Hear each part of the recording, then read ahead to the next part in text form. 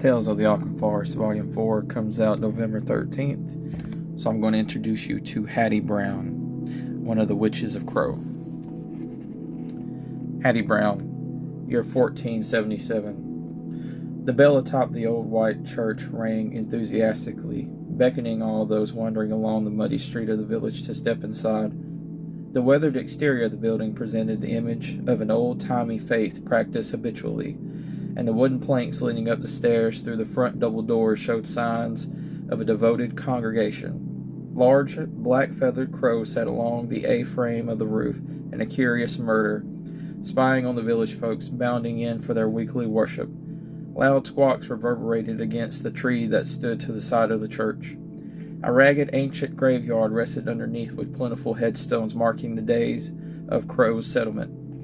Hattie Brown giggled her way through the mud-caked road with her best friend, Constance Valentine. They whispered secrets back and forth.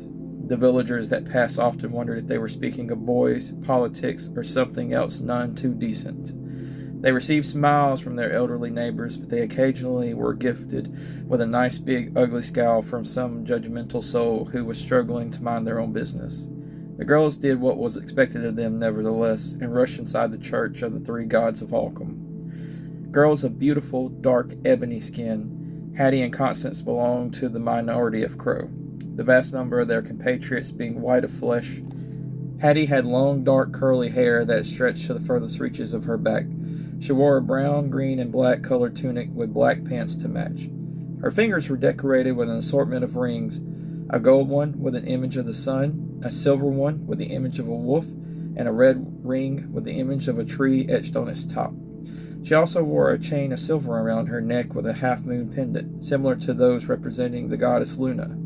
Hattie possessed a slender figure and long legs that towered her over others. Constance Valentine had short black curly hair adorning a round, pleasant face. She wore a pair of thick lensed glasses and boasted a gold chain around her neck with a pendant of the sun. She kept a tan leather bracelet around her wrist and dressed in a simple navy dress that halted at her calves. Constance had a sharper wit, but Hattie was blessed with a clever tongue and a piercing smile. She flashed one at a man sitting in a pew several rows up from her as she seated herself on the uncomfortable green-cushioned oak. The man aptly returned the gesture, his wavy brown hair shifting upon his head. Stafford Ray was a married man of 35 to Hattie Brown's younger age of 24.